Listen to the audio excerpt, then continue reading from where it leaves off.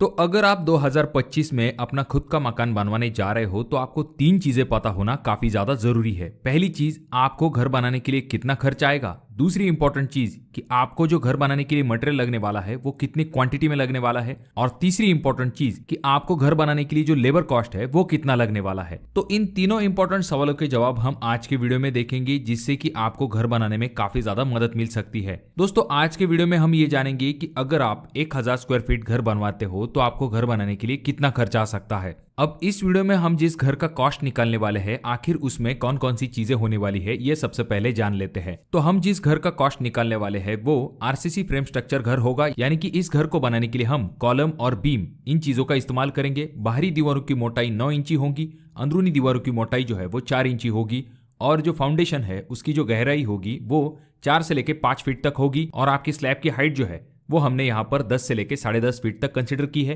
इस घर का जो कॉस्ट हम निकालने वाले हैं उसमें आपका टाइलिंग वर्क हुआ, उसके बाद में आपका पेंटिंग वर्क, प्लम्बिंग वर्क, ऐसी सभी चीजों को ऐड किया गया है। यहाँ तक कि आपका इलेक्ट्रिकल वर्क भी इसमें ऐड किया गया है। आपकी विंडो की ग्रिल से लेके एल्यूमिनियम स्लाइडिंग विंडो, यहाँ तक की डोर, ऐसी सभी चीजों को ऐड किया गया है। यानी कि ताला लगा के चाबी ही आपके हाथ के अंदर आने तक का खर्च जो है वो कितना आ सकता है, ये हम इस वीडियो में देखने वाले हैं। अब जो चीजें यहाँ पर ऐड नहीं की गई है वो है आपका जो बाहरी कंपाउंड वॉल होता है घर को, या फिर जो प्लॉट का कीमत होता है उसे यहाँ पर ऐड नहीं किया गया है, या फिर कुछ जगह पर बोरवेल भी लिया जाता है तो उस कॉस्ट को यहाँ पर ऐड नहीं किया गया है।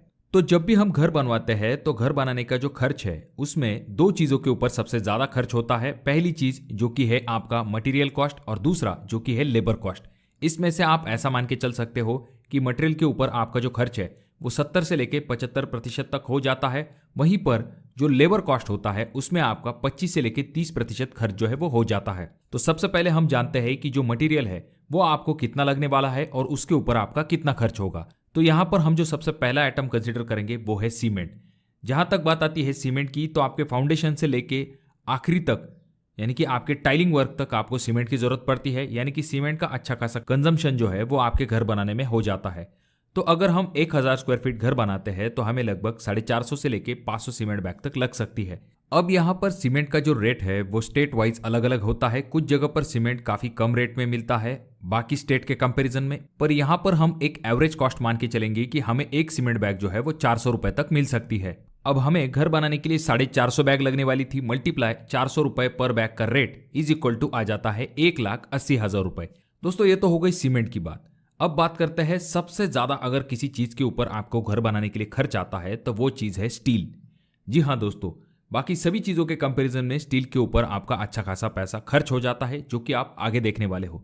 तो जब भी 1000 स्क्वायर फीट घर बनाने की बात आती है तो उसके लिए 3,500 किलो से लेके 4,000 किलो तक स्टील आपको लग सकता है। अब यहाँ पर हम ऐसा मान के चलेंगे कि हमें 1000 स्क्वायर फीट घर बनवाने के लिए फाउंडेशन से लेके स्लैब लेवल तक 3,500 किलो तक स्टील लगने वाला है। अब यहाँ पर स्टील का जो रेट हम कंसिडर करेंगे, इसमें आपको ये ध्यान में रखना पड़ेगा कि स्टील के रेट जो है वो कम या फिर ज्यादा हो सकते हैं।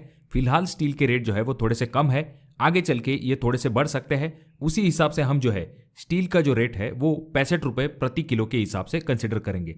तो हमें क्या करना पड़ेगा, 3,500 किलो हमें स्टील लगने वाला है, मल्टीप्लाई 65 रुपए प्रति किलो का रेट इज इक्वल टू आ जाता है 2,27,000 रुपए। यानी कि इतना खर्च जो है वो आपका स्टील के ऊपर हो जाएगा। तो अब यहाँ पर नेक्स्ट आइटम आ जाता है जो कि है ब्रिक्स, यानी कि आपको घर बनाने के लिए कितनी ईंटें लग सकती है। तो जैसे कि मैंने आपको वीडियो की शुरुआत में ही बताया था कि बाहरी दीवारों की जो मोटाई है वो हम यहाँ पर 9 इंची कंसिडर करेंगे, और जो अंदरूनी दीवारों की मोटाई है वो यहाँ पर हम 4 इंची कंसिडर करेंगे। तो उस हिसाब से अगर हम देखें तो आपको 17,000 से लेके 19,000 ईंटें जो है वो लग सकती है।